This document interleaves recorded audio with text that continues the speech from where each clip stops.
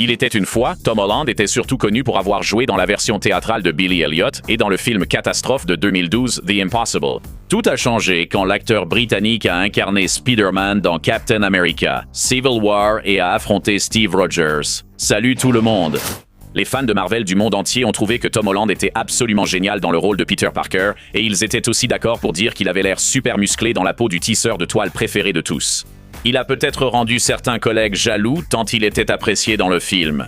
C'est l'heure, un peu beaucoup, d'accord. Tom a son propre camp de base.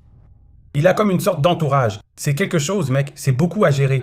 Mais comment s'est-il transformé physiquement d'un gamin maigrelet en l'un des super-héros les plus célèbres du monde? Voici tout ce que vous devez savoir sur la façon dont Tom Holland s'est transformé en Spider-Man. Se mettre en forme en dansant. Contrairement à un acteur célèbre pour Star-Lord, Tom Holland était déjà en excellente forme avant de décrocher le rôle de Spider-Man. Il a d'abord pris des cours de hip-hop en Angleterre enfant, puis étudié le ballet 2 ans pour décrocher le rôle principal dans Billy Elliot. Son passé de danseur a aidé Holland à prendre du muscle et à devenir un meilleur acteur. Il a déclaré au magazine Interview « Je suis très heureux d'avoir eu cette formation. Cela a été très précieux pour ma carrière et je m'en suis servi dans presque tout ce que j'ai fait depuis. Cette expérience lui a certainement été utile quand il s'est travesti pour le Lip Sync Battle sans aucune peur de perdre sa crédibilité masculine. Sur le tatami, chaque membre des Avengers a ses propres compétences particulières.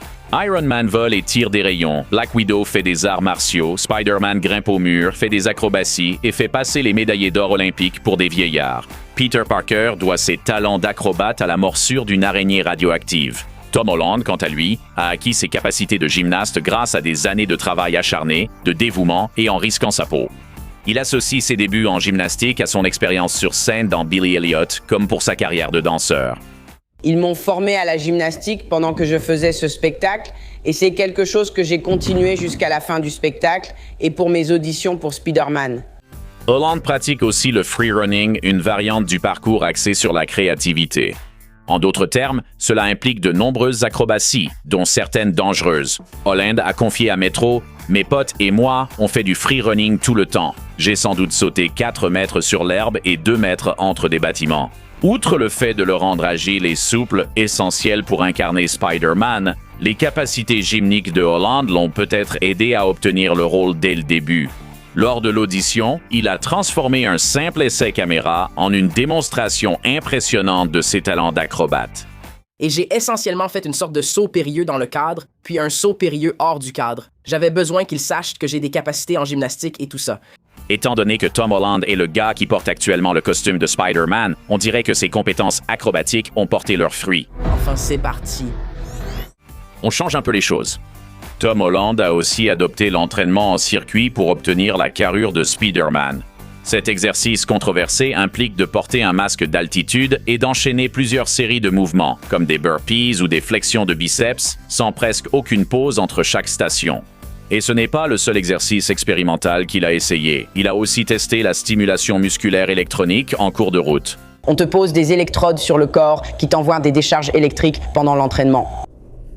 Et c'est nul. Vraiment, vraiment nul. Et même s'il a eu un peu de mal avec ça au début... Je te jure, je l'ai fait une fois et je n'ai pas été aux toilettes pendant 2 jours.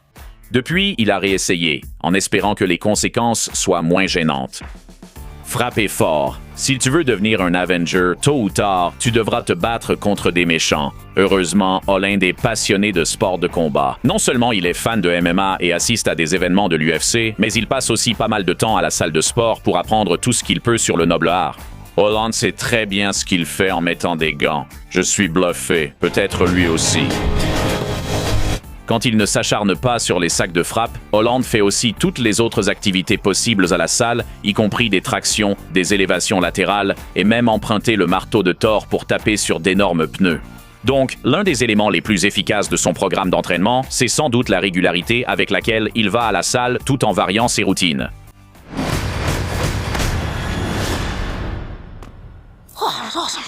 Merci d'avoir regardé. Abonnez-vous à notre chaîne YouTube en cliquant sur l'icône Looper et découvrez d'autres contenus géniaux.